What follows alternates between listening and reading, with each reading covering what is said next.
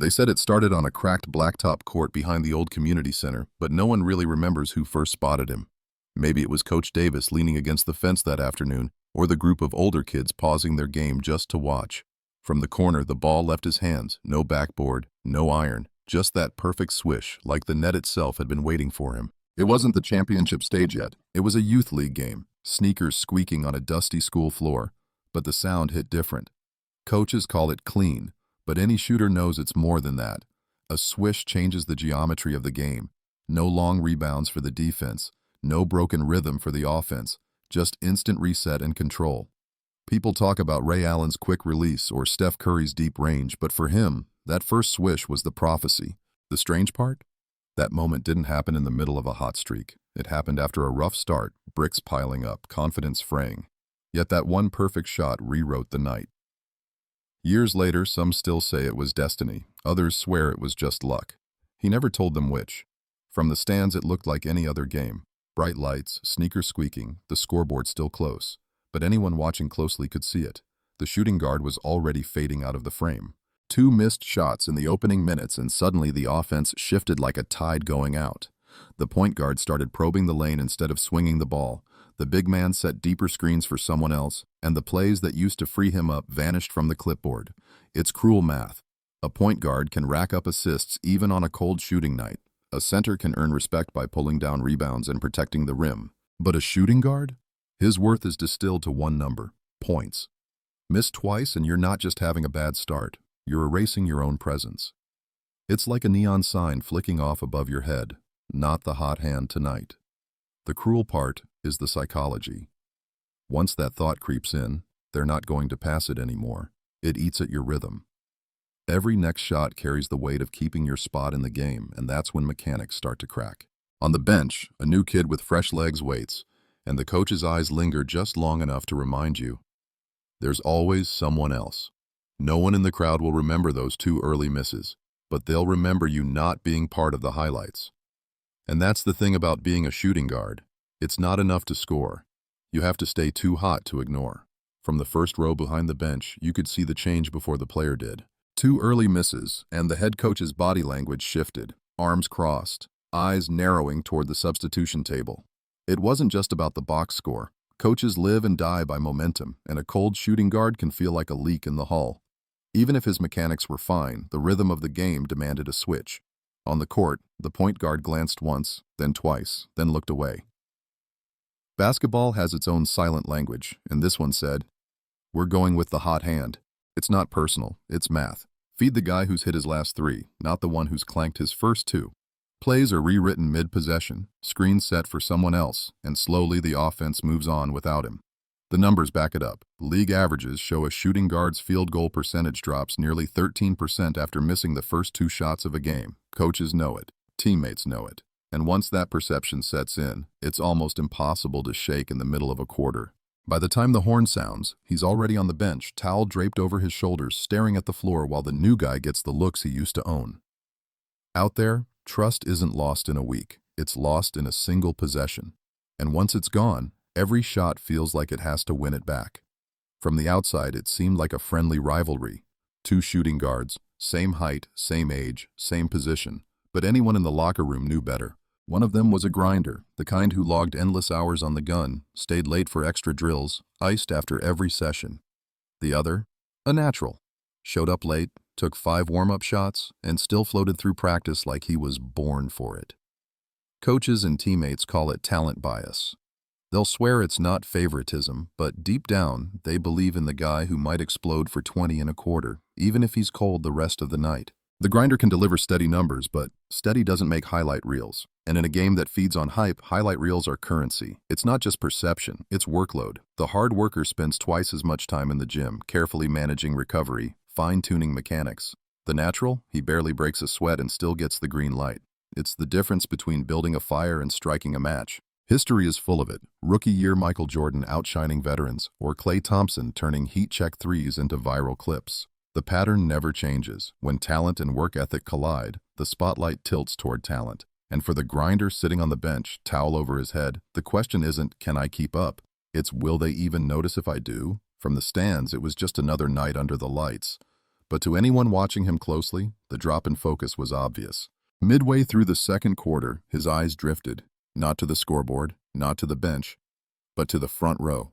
The seat where she always sat, wearing team merch, phone in hand, recording his highlights. Tonight, she was still there.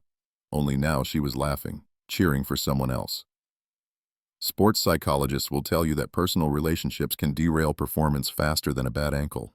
Distraction doesn't just cloud the mind, it slows the body, blurs split-second decisions. The metrics back it up. Reaction times dip, shot selection gets sloppy, and turnovers spike when off-court stress creeps in.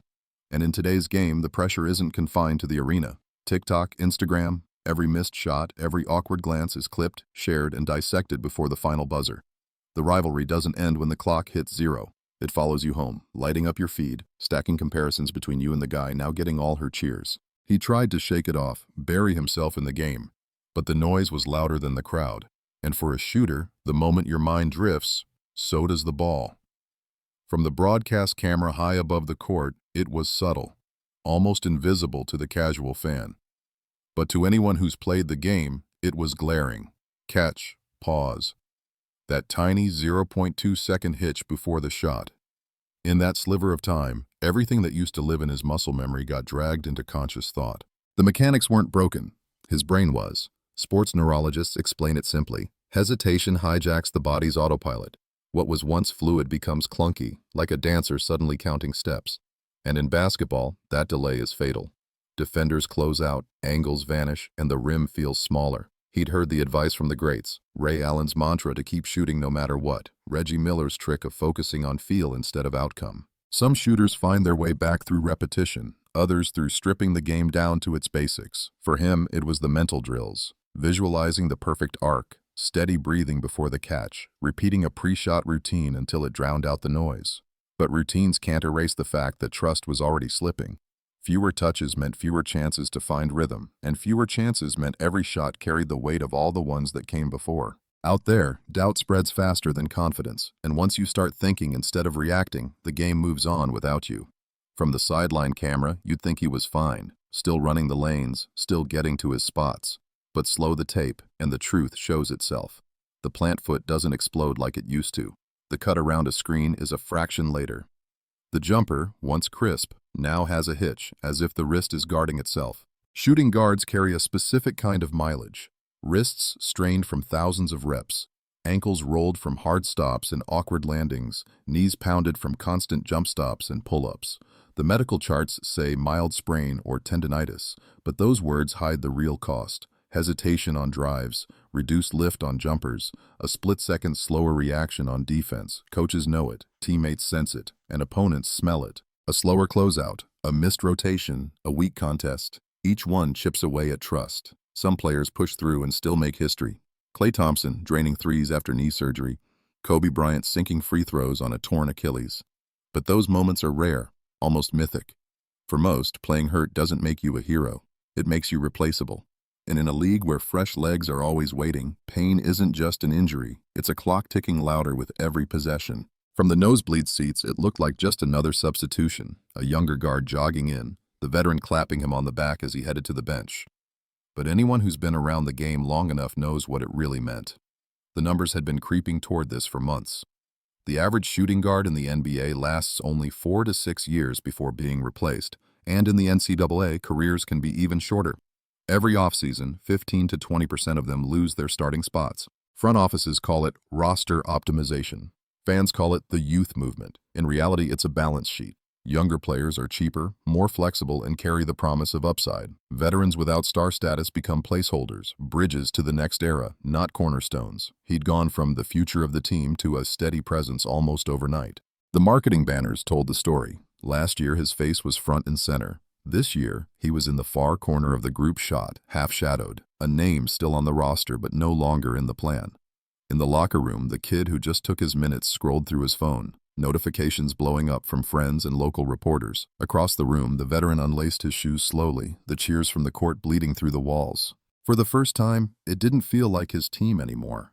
From the outside, it looked like the end of a chapter, a veteran guard stepping off the court, handing the reins to the next wave. But up close, it was something else entirely. The numbers and minutes might have dwindled, yet there was still a steadiness in the way he moved, the way he read the game. Coaches call it consistency over flash, the kind of reliability that doesn't trend on social media but builds a quiet legacy over years. He'd seen the path before. Some players walk away, others adapt. The smart ones shift roles, becoming a 3-and-D specialist, leaning on defense and corner threes to keep their value alive. Some turn into mentors, passing on the nuances of spacing, timing, and rhythm to kids who think they'll never lose theirs. And then there are the comebacks. Chauncey Billups, once overlooked, returning to win Finals MVP. Derrick Rose, thought to be finished, dropping 50 in a Timberwolves jersey. Those stories aren't common, but they're proof that the game doesn't always end when people expect it to. For him, the decision wasn't final yet. Maybe the next season would be about guiding the rookies. Maybe it would be about reinventing himself. Or maybe, just maybe, it would be about one more run, one more night when the ball left his fingers and everyone in the building knew it was good before it even touched the net. From the press box, the stat sheet tells one story: points, assists, minutes. But the full picture of a shooting guard's role lives in the spaces between the numbers. In today's game, a two-guard is as much an architect of space as a scorer, stretching the floor to create driving lanes, timing catch-and-shoots to perfection, and weaving through defenses without the ball so the offense never stagnates. Data paints it clearly. Shot charts reveal where he's deadly, whether from the corners on catch-and-shoot looks or pulling up off the dribble at the elbow. Efficiency splits tell coaches how to draw up sets. A 42% catch-and-shoot rate might keep him in the lineup even when his pull-up numbers dip. Behind the scenes, it's repetition and discipline. Morning lift sessions, midday shooting drills, evening recovery work. Nutrition plans tailored for endurance, hand strength exercises to keep the release crisp, and film study to dissect how defenders chase him off screens.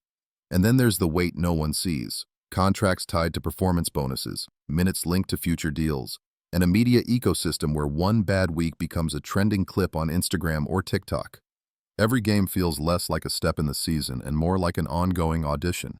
For a shooting guard, the game isn't just played between the lines. It's lived everywhere else, and that's the part the box score will never show.